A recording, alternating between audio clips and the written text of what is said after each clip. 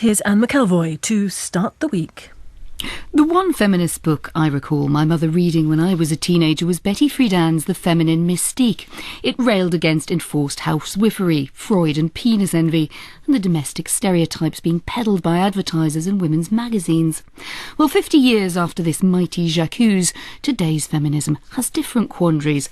For all the progress women have made in the workplace, for instance, a clutch of recent news stories suggests that unwelcome sexual advances can still mar women's careers.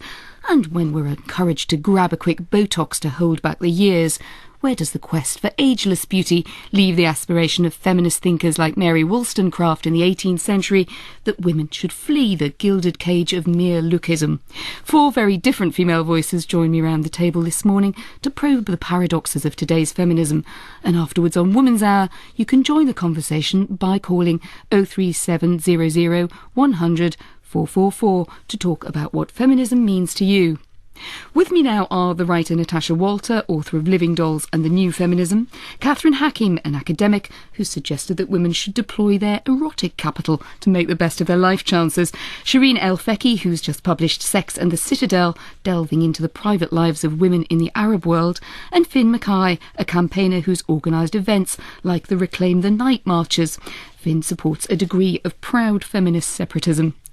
Natasha, coming to you first, Betty Friedan's The Feminine Mystique was a very specific cry of rage about the way intelligent women were being kept out of the mainstream of professional life in America. I'm thinking of Betty Draper in Mad Men here. Absolutely. What does Friedan have to say to women now? I think it's interesting that she still does have quite a lot to say to women today. I mean, there is a lot in her book that now just sounds like common sense. It's the sort of thing that we take for granted, I think, often now. And I think that is down to the success of feminism over the last 50 years, that, that messages that once might have sounded very radical now sound simply mainstream, simply common sense. This idea that women will often want more than just to be a mother and a housewife, that women will want to be fulfilled in the workplace. We often take that for granted. But I think there are definitely still struggles for feminism today. And I think we have to listen to some of the voices, the radical voices pressing for change at the moment. And imagine, in 50 years' time, I think that a lot of those voices will also sound simply like mainstream common sense. Well, it's interesting that you emphasise things that we take for granted now, which seemed quite out there in 1963. But she was a campaigner and she was a bit given to hyperbole. And I've struck reading the book by her saying that people growing up wanting to be just a housewife, women were in just as much danger if they did that than if they were being sent to a concentration camp, which is some quite bizarre thing.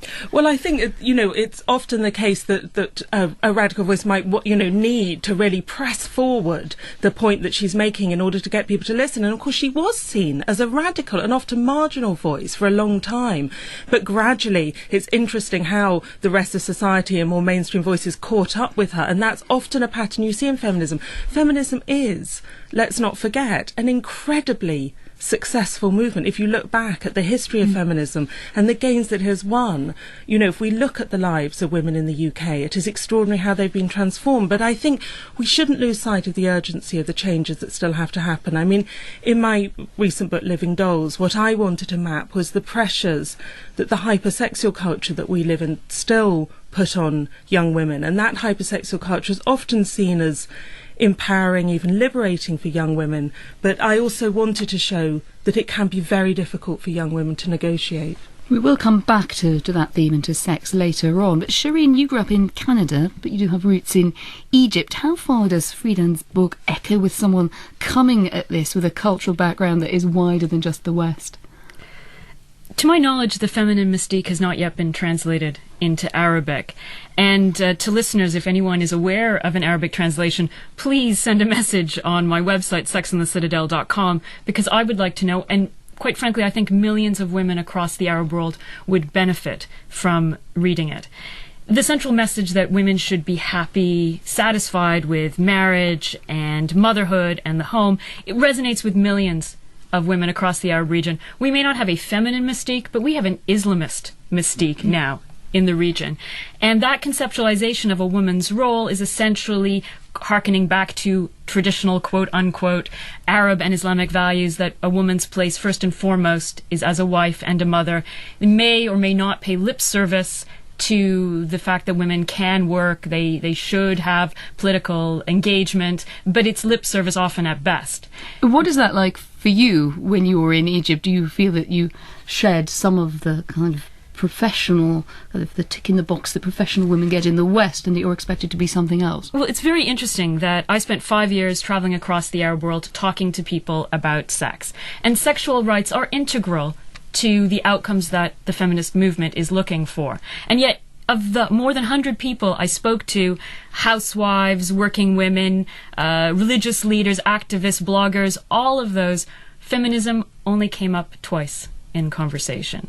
And so, although the goals of feminism are certainly crucial and desired by millions of women in the Arab region, the means to that end through a feminist movement has not really taken hold as yet for most women in the region. Catherine Hakim, the choices for women going into work now have improved massively since Friedan wrote her book. So is Women at Work actually a success story, and maybe we've won the battle that she led and can just sit back and enjoy the day job? Yes, I think so. I mean, things have changed to such an extent that I think books like that are completely irrelevant. But also, in addition, I actually think that books that predated hers, Simone de Beauvoir's The Second Sex, was a far more important book, far more broad in its perspective and far more powerful, because it was very thoughtful and not so campaigning.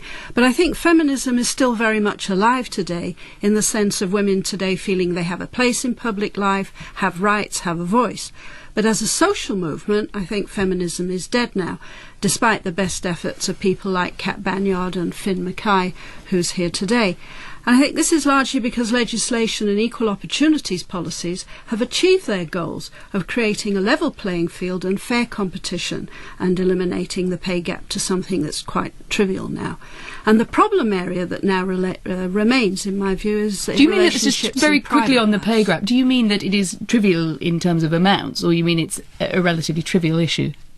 It's a very small amount in the sense that it's below 10% on the latest survey data, and it's trivial in the sense that sex discrimination is no longer in any way a key or important part of the explanation for the existence of a pay gap. It's one of the statistics that is most widely quoted and yet is most totally misunderstood. And I think that the key issues now are not in public life and the workplace, which I think we have more or less sorted out through legislation and through equal opportunities policies, a fair playing field. But the key issues now are for private relationships. And in my last two books, one on erotic capital, but the other one on internet dating and playfares, looks at private relationships. And in Honey Money and in the new rules, I show that even when women have an advantage over men, they often fail to see it and fail to use it. We're going to come back to erotic capital a little later. Finn Mackay, looking rather lively, sitting at the table, not at all dead, but is there some truth there that feminism is a sort of waning attraction as an idea? Quite the opposite. I think that was a narrative that was alive throughout the 1990s in particular, but it's broadly accepted that since the early 2000s, there has been a resurgence of feminism and feminist activism across the UK, and a resurgence of visible feminist activism back on the streets again in a movement largely led by young women. 2010 alone saw around 5 books published on contemporary British feminism. There are over 80 new feminist groups. Reclaim the Night marches are happening again in towns and cities across the country. Something is afoot. Feminism has come back, and I think that is a good news story. We're talking here just at the moment about work, and one of the signs of that perhaps are things like the big push for women on boards and making subjects like that part of the public debate to a greater degree. Is that the right way to go, or is it just pandering to career ambitions of a few ambitious women? Well, I think most women have career ambitions, and they have an outlook of how they want their life to be. And I think that some of the issues that were in Betty Friedan's book are still very live issues around contraception and abortion, for example. We have religious fundamentalists campaigning outside abortion clinics and contraception offices, trying to put women off and make them feel shamed and guilty about their choices. Those sort of things are still live issues. Childcare is still very expensive. I think women still struggle to find a way to have a family and a career, and they know that they can do that and that the right to do that is there, but that doesn't mean that it's easy. And I think there are still difficulties. Equal pay is a massive issue. The idea that you can be paid less than a male colleague for equal work simply because of your sex is an absolute outrage and is an indication of inequality in this country and everywhere else that the pay gap remains. I think we have to recognise that equal pay for the same job has been eliminated an awful long time ago. The pay gap, which is often misunderstood... You mean is unequal pay for the same job? Unequal pay for the same job. The pay gap is not about being paid differently for the same job. It's about overall averages for all women working compared to the average for all men working. I want to take you all away from the workplace now, if I could, and towards the home front and sex life, which we've long been battlegrounds in the feminist wars. Natasha, when you wrote The New Feminism, it was about political, social and financial issues. But in your last book, with Living Dolls, you took a very different direction. You focused a lot, as you mentioned earlier, on the impact of a sexualised culture. Why this shift towards fretting about sex? Well, when I wrote The New Feminism, I was very optimistic. I think I shared maybe some of Catherine Hakim's views, that I was very optimistic that a lot of the work had been done, that, many of the arguments had been won, and it was simply the case that women could go forward and put these arguments into practice. I think then the years passed, and I thought, well, where is this equality that I thought was just there? Why are there still, as you say, so few women on the board, so few women in Parliament, and so few men pulling their weight at home, really, because I think we have to bring that into the equation as well. And my feeling was that there was still a lot of work to be done on people's attitudes, expectations, the sort of sexism that is often unconscious, the assumptions that are socialised into us. And I wanted to look at that and at the pressures, as you say, of the hypersexual culture, which so often seems to be encouraging young women to believe that they've kind of failed in life if they aren't living up to this very narrow image of what it is to be sexually attractive. Whereas Betty Friedan was looking at a sort of hyper-feminine ideal, the woman feeling she'd failed if she wasn't the perfect wife and mother. Now I think we have a different ideal that's also very restrictive to young women, that you've failed if you haven't moulded yourself to this very, very sexy image. And, before we go further, I just want to say this isn't some kind of anti-sex message at all. I think feminism is often unfairly caricatured, that if we are talking about the problems that the mainstreaming of pornography has, or the growing acceptability of sex work and so on, if we're talking about the problems that throws up, that isn't about saying that we don't believe that women shouldn't have liberated, emancipated sex lives. On the contrary, we want young women to be able to live their sex lives freer of those pressures. Catherine Hakim, is it anti-sex? Yes, absolutely. What's interesting is in the reaction to my book on erotic capital is that in the Anglo-Saxon countries, UK and USA, there's been this totally negative, hysterical, particularly from women, reaction. Totally negative, this is about sex, about sexuality, about women investing in erotic capital, which is rubbish.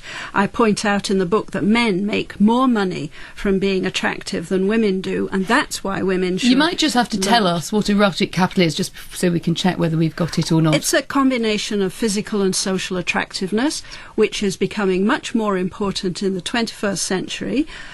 One way of describing it is this hypersexualized culture, but that's not what it's about. Film stars make more money because they're attractive, as well as hopefully having some acting skills. But the key point is that in Hollywood, male film stars are earning double at the top of the scale. They're earning double what the top female Hollywood stars. Do you think that's to do with sexism, Catherine, rather than... Because obviously their female stars, comrades, may be just as good looking as them. Do you think that's an example of a pay gap, perhaps? I don't. That is an example of men knowing how to exploit their erotic capital better than women. One of the most important books published recently is a book called Women Don't Ask. And my book on erotic capital is partly saying women need to learn how to negotiate, how to bargain. And the book on the new rules is also saying the same thing. In private life, but also in public life, in the workplace, women need to know how to ask, how to bargain, and how to negotiate. come in on that point about Hollywood? I mean, I was very struck watching the last Oscars. How much I long to see women represented in Hollywood, not just as the beautiful new young actress taking that Oscar. I want to see them winning the plaudits as directors, as editors, as writers as well. And I think that was a message that came over so strongly when I was researching my book, Living Dolls, that young women want to be valued for their voices, their talents, their experience, as well as their looks. Just because to dig in just for one more point on erotic capital, would your living dolls, the women that you're writing about and criticising really this sort of sexualised world that you feel that they're now growing up in, using their erotic capital and being more in control of how they project that, would that be the answer for young women now? I don't think that would be the full answer. I mean, I was also very struck when I talked to women who'd gone into sex work thinking that it was going to be something that they could control, you know, something that they'd sort of bought this idea that it could be empowering or liberating, and then really found that it wasn't, you know, that it was exploitative, that they found it very problematic. And I think we have to, you know, move away from this idea that women can be, you know, find their value in society purely through their sexual allure. Let's hear a bit from a different society. Shireen, your new book, Sex and the Citadel, Intimate Life in a Changing Arab World, you put sex very much centre stage in that inquiry, and you bring out this paradox in which Islamic religion has never been as prudish as Christianity historically, and yet the wives of women are so heavily constrained today. Yes, and what's interesting is that very often, as I've said, the Islamist mystique, when men in particular try to impose these restrictions on women, they will argue traditional Islamic values. But the essence of Islam is not anti-sex. Islam recognizes the power of sex. What it tries to do is to channel it into certain arrangements to control that power. What is interesting in the long history of writing about sex in Islam is that women are seen as having much more powerful sex drives than men. And I think this goes some way to explaining the development and the power of the patriarchy, the desire to control women. And it's reflected in the long history of writing about impotence. You know, centuries and centuries of concerns about men being able to satisfy and therefore control women. And you see it today in the popularity of Viagra sales, which are very common in Egypt, a common wedding gift. The fear that men will not be able to perform on the wedding night. I just wanted to pick up 2 points that have come up in discussion, because you've been talking about the pay gap. And I think it's important to realize that for women in the Arab world, we actually have a work gap. Only 25% of women across the Arab region have jobs. And if they can't work for a variety of reasons, then that's a huge problem for them, and it reflects on their ability, their sexual rights, quite frankly, to negotiate within marriage. I met many women, for example, who were in unhappy, abusive marriages, sexually abusive as well, yet they were unable to leave. Although there is a provision in Egypt that allows women to unilaterally divorce. It's called khula, but they were not able to exercise it because they simply couldn't afford some of the financial ramifications of that. And just sort of going back, that actually does take us back to Friedan's point, albeit in a context that you're now talking about in the Arab world today. Because Betty Friedan also spoke about the importance of education for women. And what's very interesting, and the paradox in the Arab world, is that women are increasingly educated. We have very high literacy rates for women in most parts of the region, and in some places like United Arab Emirates, there are actually more women in university than men. And yet that is not translating into jobs.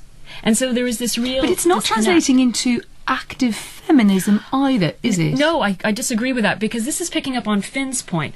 The old structures, the old style women's rights groups have a real problem in the Arab world, because they are seen as disconnected from everyday lives of women. They are seen as also in hoc to state feminism. And so if you look at the Mubarak regime, for example, under the aegis of the First Lady, a number of laws were passed. For example, raising the age of marriage for men and women to 18, which are actually progressive for women's rights. And yet, because the regime was seen as in hoc to the West, and also autocratic and unrepresentative of people's interests, those laws didn't take hold. What's interesting is that there is now a new women's movement. Young women, a small number of groups like Nasaweya, which actually means feminism, by the way, in Arabic, a group in Lebanon, a group called Nazra in Egypt. These are small, sparky groups And what's interesting is that they're not shying away from issues of sexuality as some of the mainstream groups are. And just to give you one example, the internet is now linking new women. So there is this website called Intifadat al-Mar'a, the Uprising of Arab Women, and it has over 100,000 people active on it. And they are tackling sexual issues now, not up front. I mean, there are limits. They're testing the waters. But on that site, I saw the other day a posting which says, "My hymen is not your business." That is radical statement. That is a radical statement for the Arab world. Well, indeed, Finn, it would be unfair, I think, not to acknowledge that for some people feminism is associated with a certain sort of joylessness. Indeed, there's a very lively passage in Catherine's book when she says it's become defensive, joyless, and rails against feminist seminars for being depressing. You're an Anglo-Saxon feminist. No fun, no sex? Well, I think, as Natasha said, we do need to address this myth that feminism is anti-sex. And when we use language, when we're talking about the so-called sexualised culture, what we're actually talking about is sexual objectification. Sex is not the problem. Indeed, it was one of the original 7 demands of the 1970s second wave women's liberation movement in this country, that a woman had a right to define and express and explore her own sexuality, a demand agreed in 1975. The feminist movement, has always been very radical. It was radical feminists in this country that pioneered the first lesbian communes, non-monogamy as a political act, the communal rearing of children, the deconstruction theoretically and practically of the nuclear family. These are radical people. But you see, they sound to me more like political aims, in that a lot of them take a very critical view of the way that life is conventionally lived. So why are they particularly associated with feminism? I mean, a lot of feminists would simply say, I don't really acknowledge many of those things as goals or desirable things. Well, I think that, as the saying goes, it's personal and political. The personal is political. And I think Catherine is right when she says that feminism needs to look at personal issues within the bedroom, within the home, not just in the workplace. But I think she's wrong, because I think feminism is doing that and has always done that. In Kate Millett's book, Sexual Politics, she said the biggest revolution will be cultural. The biggest revolution will be in the personal. It has to come from the changing in culture, the changing in attitudes. And I think young women are actually very motivated around these sexual issues. They're motivated against the narrow, mainstream versions of Western beauty, which, as Natasha says, they find constraining. They're rallying against how they're represented in the media, and actually they are not happy at being represented as nothing more than sexual objects in every billboard, in every magazine they see, and that is one of the most popular reasons for young women coming to feminism. Catherine, isn't that the fair criticism really of the idea of erotic capitalism? It sounds great if you're in control of it, but there's a sort of flip side, and we've had it referred to in news stories in the last few weeks, really, about the alleged preying on young women in the workplace and suggesting that they have to be kind of attractive and available to get on. Erotic capital could lead you down that route, could it not? I don't see why at all. What's happening is simply that for men as well as for women, being attractive, socially and physically attractive, is much more important today than it ever was in the past. And so men now are having women make passes at them. That never used to happen. Men are now finding that they need to invest in going to the gym and having a good body and keeping slim and dressing well in a way that they didn't used to before. And there is a more emphasis for film stars that they should be handsome and beautiful as well as being able to act, which again didn't used to happen in the past.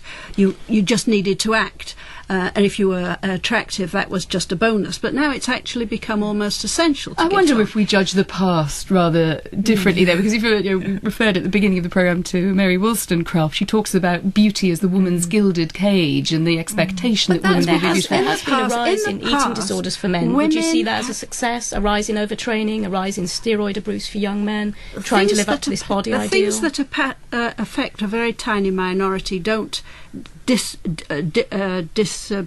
the fact that there is a general trend, a social trend, whether you like it or not, there is a social trend that attractiveness is more important than in the past. And the reason is very simply, affluent societies can afford luxuries, and beauty is a luxury, whether for men or for women. We're all more visible than we ever were before. Digital photography and the internet have completely changed our society. And the third change is, again, an inevitable one in the labour market, which everybody wants to ignore.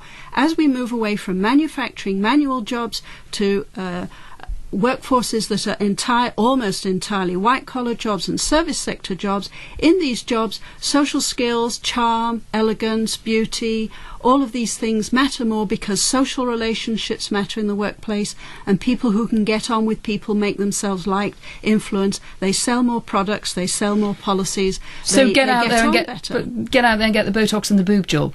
Well, men are investing in Botox and slimming and all the rest of it, and in gyms and all mind the the men rest for a minute. Would you? So, for women to deploy their erotic capital, is the logical consequence of what you say that we should quickly be booking in our lunchtime? What I say is that women should learn to exploit the erotic capital that they already have as successfully as men exploit their erotic capital. Men on average are earning plus 17% more if they're attractive. Women on average earn only 12% more if they're attractive, and there's a pay gap there. I want to turn to men here, because it's true that men also feel pressure to look good and to play a role. And how far do we think the lives of men and women are the same these days when we share work and sometimes even cooking and childcare too? Or if there is a difference, is it still because of the gender stereotyping that feminists have talked about for many years, including Betty Friedan? Natasha, what do you think? Is there still a determinism about these gender roles? Absolutely. I mean, that's the other issue that I look at in the book Living Dolls, the determinism that I think still encourages people to believe that women are just going to behave one way and men another, not because of socialisation or conditioning, but because of just the biological makeup, the genes and hormones that divide us. I think it's really important that we start talking about men here, because I think that was one of the gaps, wasn't it, in Betty Friedan's arguments, that she talked to women about how women should change and sort of seemed to forget about how, if we are really going to create a more equal society, how men do have to change as well. It's quite funny, isn't it? Because she's always talking about women going back into the office. And absolutely. You think when Betty Draper goes back to the office, she's going to meet men like her husband. Absolutely. Who's going to change? And who's going to bring up the children? Who's going to invest in family life? And, you know, my feeling is I was very inspired to write Living Dolls partly through the experience of having a daughter. I now have a son as well, and it's really interesting to me looking at how the gender stereotypes, I think, press as much on little boys as they do on little girls. I think that men also suffer in a very unequal society. They're often cut off from their more nurturing, empathetic sides. They often don't have as much of a choice as they'd like. I think that's absolutely true in the context of the Arab world. I mean, certainly the pressures on women, the discrimination on women, whether it's enshrined in law or it's in the family and all aspects of life, is strong and should not be discounted. But people tend to forget that men are also under pressure in an authoritarian system. Mm-hmm. It's everywhere, and it actually drives men in many ways to behave certainly in undesirable ways, and certainly if we look at the outbreak of sexual harassment on the streets of Egypt, for example, there have been arguments made that this is not really about sexual frustration. There is conventional wisdom about that. But the reality, it's about frustration full stop, and it's about men who are under pressure in an authoritarian regime, economic, social, political, and they are lashing out at the next down the line in the patriarchy. Do you accept that? I think there's an element of truth to that, because my experience is when I was in Tahrir Square and there was a sense of purpose, when we were fighting the system, then men made way for us. We could walk. They helped us when the tear gas was coming. They were listening to us. I mean, that was a really empowering experience. Now, the challenge for Egypt and across the Arab region and the countries that are undergoing these uprisings is how do we take that moment of solidarity between men and women, but also between the classes, between the generations, and how do we transplant that into everyday work life, political life, and family life? And that is often the story in revolutions, is when women will fight alongside the men side by side, and then how to ensure ensure that men don't then sell women down the river when the revolution or the fervour of that revolution comes to its original end. But you have raised the P word, patriarchy, which I think, to quote from Friedan, is perhaps today's problem with no name. We don't talk about men often enough, either in how they are affected by patriarchy and how not all men are equal within patriarchy, but also that men are obviously and necessarily going to have to give up some of their power in order for us to move towards a more socially just world. We live in a male supremacist culture. We live in a patriarchy. If men don't like it, then enough men need to join together, change it, relinquish some of their power. And there is no notion that this is going to be easy. This is, of course, the longest revolution. But I think, Finn, one of the key points in the Arab region is that we need to understand, what do men want? I mean, we don't have a great sense of what men want in family life in the Arab world. We only conceptualize them as part of the patriarchal problem. We don't see them yet as part of the solution because there aren't really the structures to engage them. Finn, can I just dig a bit into what you want? I mean, you quite like the idea of some areas of separate activity and political separatism. Some people think this is a bit of a throwback, but you think it's useful now. Well, I'm interested Why? that you use that word, because I've never applied that word. Separatism is a political practice, with a history, with a school of thought. It applies to a particular case. If you're talking about women-only political space and the right of all oppressed groups to political self-organisation, then yes, I do support that. And I also support mixed social movements, and indeed I'm involved in many mixed social movements. But women should have a right to join together in their own spaces. Sure, but you used the term male supremacy, and some men listening might think it doesn't feel like that to me. I wonder why. Would they like to look at the government, where there's an almost 80% male parliament? Is that the same as supremacy? I don't know. Well, but I mean, if you took the idea of sort of male supremacy and said you have to give up some things, then how would you want to make men aim to do that, want to do that? Doesn't sound like it might be in their interests. Well, I think, as people have raised before, I think many men are unhappy with the pressures that they feel in society, living up to very stereotypical gendered ideals, the idea of what's been called hegemonic masculinity, or a very powerful normative example of masculinity in present culture, which most men actually cannot live up to. That is, of course, the definition of an ideal, but are then meant to feel ashamed and guilty when they cannot live up to it. I think men's shame and guilt, and as you said, Shireen, their desire to control and their fear of women's sexuality lead to is partly behind some of the epidemic levels of male violence against women and children that we witness. And for that reason alone, all of us do need to work together to move towards this more socially just world. Catherine? But I think there's another factor, which is the elephant in the room that no one ever wants to really address, even if they're aware of it. The male sex deficit. I know in the Arab world there is this idea that if you don't practice female circumcision, women's sexual desire will be so unbounded they'll be copulating with every stranger that they meet on the street. But that's not the reality. If you look at all the sex surveys carried out around the world, male sexual interest vastly outweighs and exceeds female sexual interest. They're prepared to go spend more money on it, take higher risks for it, and place much more importance on it throughout their life. And in the past, marriage was always men's big trump card in the bargaining with women. And I would argue, and I've particularly looked at this point in the book, The New Rules, which was looking at internet dating and bargaining in that context, that actually women's trump card is still sexuality, which because of which, loosely speaking, in that book you're arguing for being able to take the odd away day from fidelity. I was looking at a situation where there was bargaining, where marriage was not an issue. And in that context, women's big trump card is the fact that men want sex more than women do. And that's a very big argument. That is a trump card that no one wants to accept in the Anglo-Saxon world, but which is completely understood and accepted. Because it's backward and regressive, Catherine. It isn't backward any more than money is backward and regressive. I find it rather worrying when we sort of, in these conversations, sometimes seem to be setting men against women, as though we're always kind of setting it as though our interests are always going to be against one another. That is not what I see day by day. Yes, there is inequality in our society, but I do feel that often, that men often are working with women towards a more equal society. And I think it is, what you were saying, Sheree, I think illustrates that, that because men do feel there is work to be done, I think, in getting to fairer shares in our society. Many men don't feel powerful and as though they are shutting women out. They want to be able to move to a more active role in their family lives. And I think the key to that is going to be education. So certainly how we raise boys and girls and to interact with one another, not just in the classroom, but in the living room. I have a friend, I talk about her in the book, Azza, and her married life illuminated a lot of the problems in sexual life. But one of the key things about Azza is that she has 2 sons and a daughter.